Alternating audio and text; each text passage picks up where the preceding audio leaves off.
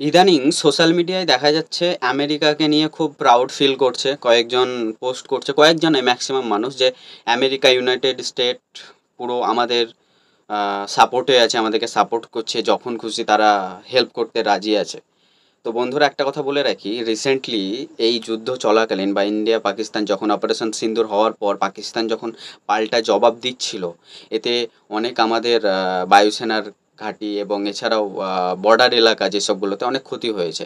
তারা যদিও বা ম্যাক্সিমামভাবে ক্ষতি করতে পারেনি, আমাদের ডিফেন্স সিস্টেম বা আমাদের আর্মিরা সবাই কিন্তু ভালোভাবে তাদেরকে প্রতিবাদ মানে বিপক্ষে তাদের জন্য লড়েছে এবং অনেকে শহীদও হয়েছে, মানে পাল্টা গুলিবিদ্ধ হয়ে।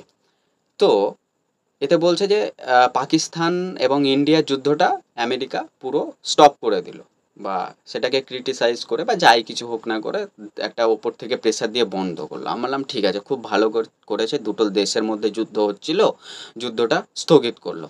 তাহলে যদি সেটাই হয়, তাহলে সেই পাকিস্তানকে, যে পাকিস্তানকে নিয়ে মিম করছিল ডোনাল্ড ট্রাম্প বা বলছিল যে টেরিস্টের ঘাঁটি, তাহলে সেই পাকিস্তানকে আবার আইএমএফ কেন লোন দিল?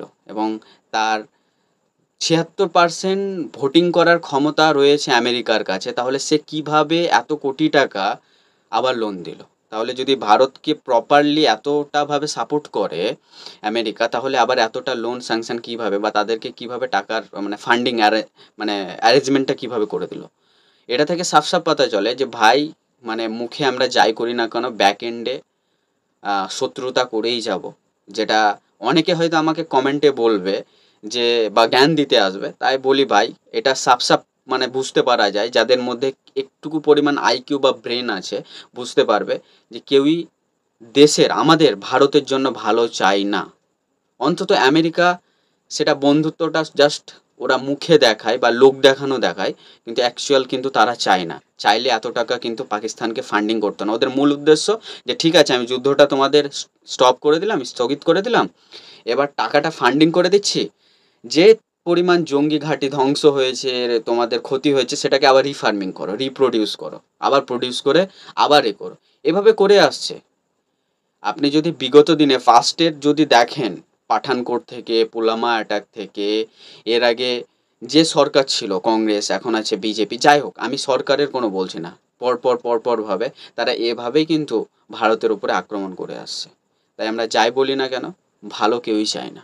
আর যদি চাইতো, তাহলে এত টাকা একদিনের মধ্যে ফান্ডিং করে দিত না অন্তত। কারণ যার কাছে ভোটিং করার ক্যাপাসিটি 76% অ্যাভব, তাহলে ও তো 50% থাকলেই আমরা মানে পুরো পাশা চেঞ্জ করে দিতে পারি।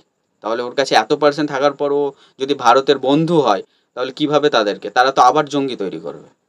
সেখানে তো ফার্মিং হয়, চাষ করা হয় জঙ্গির ঘাঁটি।